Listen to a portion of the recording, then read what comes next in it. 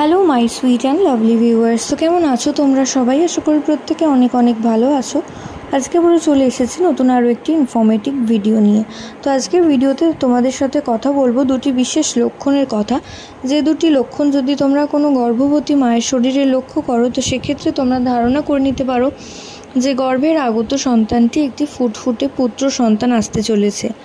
তো প্রথমত যদি দেখো, গর্ভবতী মায়ের ওয়েট গেন অর্থাৎ গর্ভবতী মায়ের শরীরে ওজন বেড়েছে শুধুমাত্র পেটেই, তার সারা শরীরে ওজন সেরকম বাড়েনি। এবং তাকে উল্টো দিকে দাঁড় করিয়ে যদি দেখো, তাকে পেছন দিক থেকে দেখে যদি প্রেগনেন্ট মনে না হয় তো সেক্ষেত্রে তোমরা ধারণা করে নিতে পারো যে গর্ভের আগত সন্তানটি একটি ফুটফুটে পুত্র সন্তান আসতে চলেছে।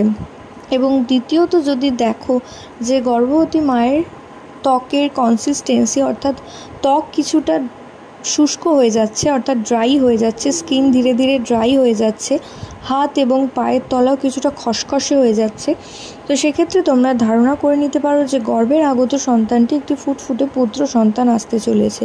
তো এই দুটি লক্ষণ যদি তোমরা লক্ষ্য করো, অবশ্যই গর্ভের সন্তানটি একটি ফুটফুটে পুত্র সন্তান।